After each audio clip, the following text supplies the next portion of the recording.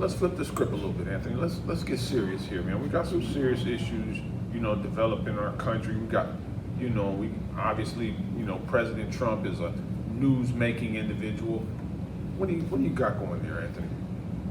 Well, Trump is about to meet with the Russian president Right. in Alaska. Mm-hmm. I hope a peace agreement gets signed. Now, I hope. Do I think it's going to happen? Actually, I don't even think it's going to happen, to be honest with you. I hope and pray it does. The argument is allegedly we're going to offer a piece of Ukraine, probably the Crimea area, and give a little piece of Ukraine to Russia. But it's a piece of that southern part of Ukraine that Russia want, because they want that connection into the sea right there. I get that. It's going to be tough.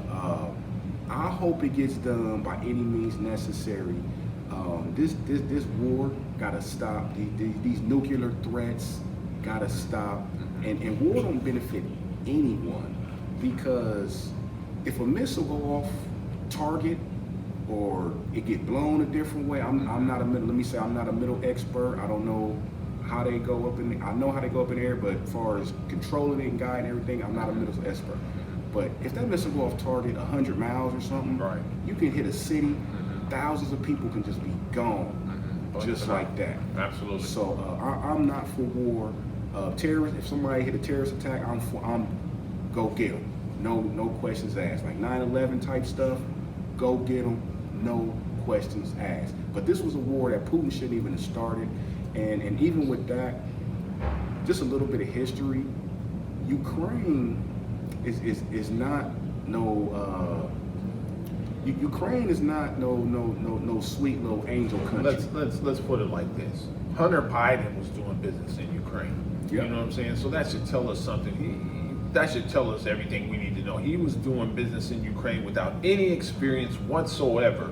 He's sitting on the board of a company, an energy company, without any energy experience. So they weren't necessarily paying him for his ability or his skills or his experience. They were paying him for influence. So I heard before that Ukraine was one of the most corrupt countries on the planet. I agree. I don't know that directly, but from what I can listen to on the news and can hear and can gather, like they're not, like you said, that's not necessarily the most upright, upstanding government either. So, but the problem that I see is that Vladimir Putin is demanding that whatever gains his military has made in Ukraine, that Russia be able to hold on to that. But Volodymyr Zelensky is saying that there's no way that they're going to cede their land to Russia in any regard. He's saying that for his people to secede the land that Russia has captured so far in the war is kind of a betrayal to his people. So that seems like the number one sticking point. And number two, it just, from my perspective, it just doesn't seem like Russia is serious about making any kind of peace. You know what? In my opinion, I think Zelensky and Putin, they're two bad guys fighting each other. I mean, it's like in the urban cities. It's like two rival drug lords or drug gangs, two rival gang members going against each other. Of course, Putin ain't no angel. We all know that. He's a war criminal. But Right. Zelensky, he's not no square. You know what I'm saying? He's not no goody two shoe. Like he's a, I can't say. I will say allegedly, but allegedly Zelensky been a part of some criminal enterprises also. So I look at it as two bad guys going at each other, and it's sad because we're in the middle of it, Right. and we're not even over there. Like, Right. yo, man, I personally have no ambition to go into Ukraine. I personally have no ambition to go into Russia. No disrespect to Ukrainians or Russians. God bless you all, but y'all seem like some uncivilized countries, in my opinion. Yeah, that's tough, man. The Russians, Vladimir Putin is throwing his weight around. You know what I'm saying? And you would, from the outside looking in, you're thinking, okay, the Ukrainians have a right, obviously, to defend their territory, their homeland, their people, so on and so forth. Folks are dying on both sides. But I tell you, and I think we mentioned this the last time, I don't even think, well, we know Russia, we know Putin is the problem, okay? Yep. But Putin's being propped up by China, by India, right? And even, and just gonna say this, Joe Biden allowed the Nord Stream 2 pipeline to get opened up for Russia to be able to, transport their oil throughout Europe. The Europeans were dependent on the Russians for oil and energy, which kind of fueled his war machine. And so in my opinion, Joe Biden to a lesser degree and to a more indirect degree, almost kind of helped give the fuel to the fire. With the Nord Stream 2 pipeline. He canceled the XL pipeline, which was going to travel from Canada to Texas, I believe, and was going to bring 10 to 20,000 jobs to Americans, right? Yep. Closed that on his first day in office, and then opened up the Nord Stream 2 pipeline, which has fueled the Russian war machine. So there's a lot of people with their hands, with dirty hands in this thing, bro. It's a lot, and the one thing that we'll probably never know until people die, be 20 years later, they unclassify some files. But a lot of this all comes down to money. Always. So a lot of times the biggest players are the ones in the background. And I tell people, China. Yeah, the biggest players is in the background. You don't never see them on the front line.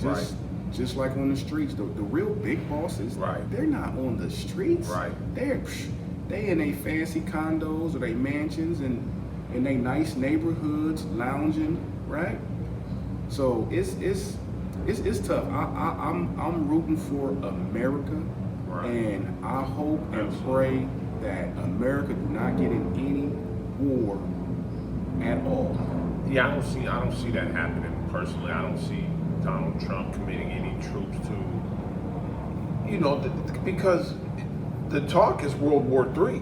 Yep. You know what I'm saying? And Donald Trump told Zelensky when he visited the White House a few months back, you're playing with World War III here.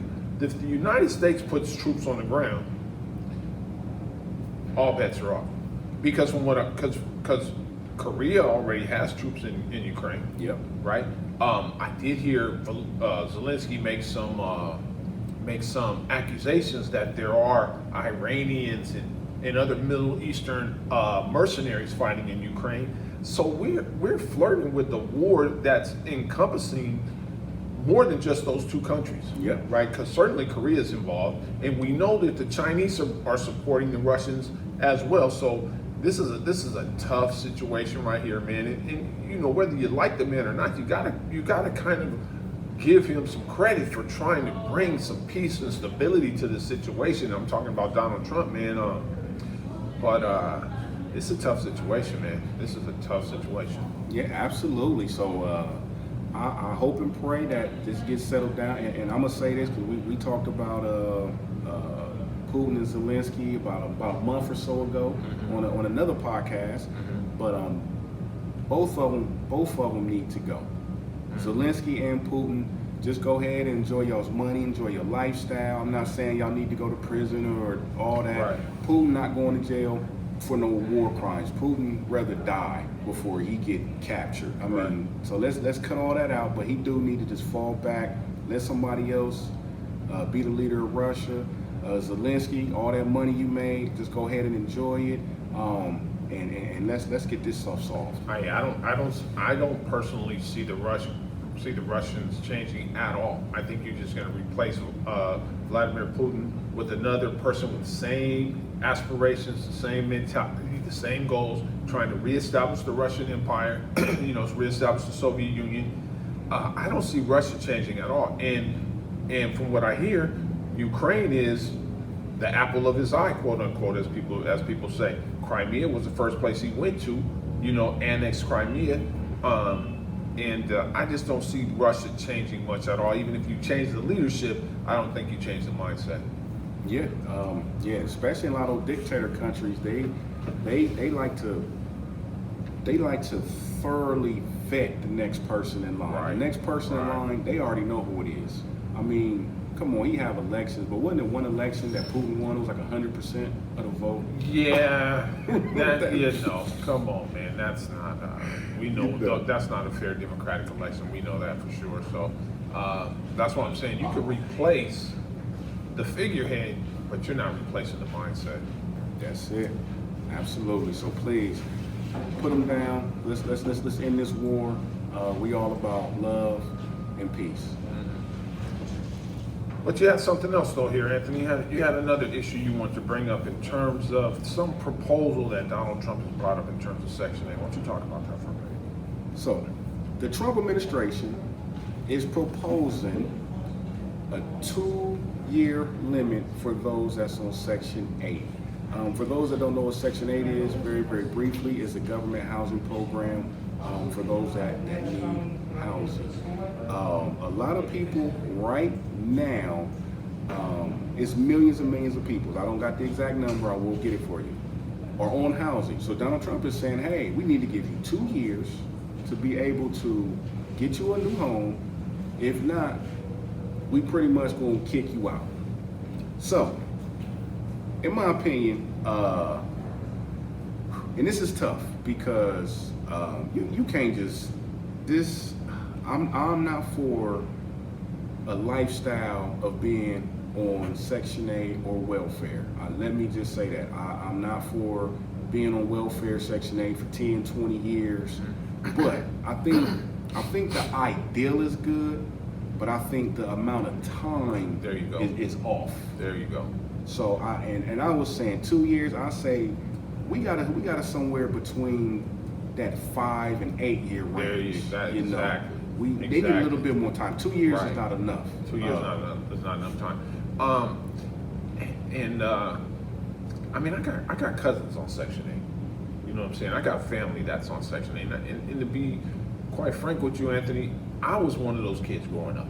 You know what I'm saying? And my mom, you know, God bless my mom, man. My mom worked 40 years to make sure that me and my brothers and my sister could eat, had a bed to sleep in, had decent clothes to go to school in. Mm-hmm. But it took time. It took time. In 2 years, I just disagree with. I don't disagree with the idea like you. I agree with you in that regard. I don't disagree with the idea because I do think that we, as a society, have allowed people to take advantage of government resources. So there does have to be some end game to it, right?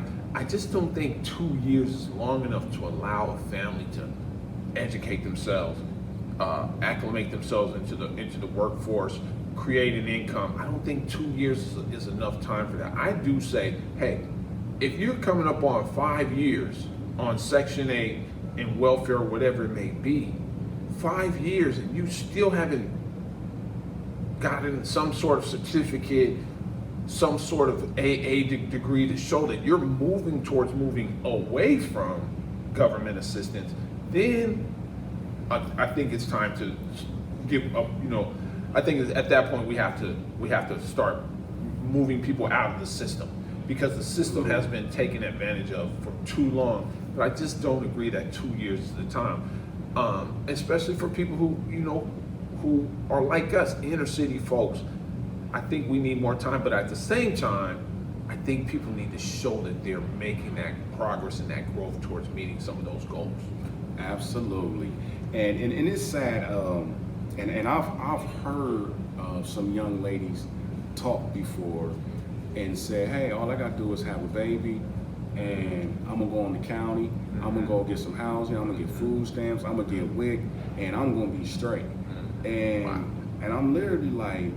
And they're not even pregnant yet, and I'm like, that's the mindset. So I think this is something we have to do. We have to change the mindset. Absolutely. And let me break this down to just a subgroup. Let me speak to those under 30. Let me speak to the 18 to 29-year-olds.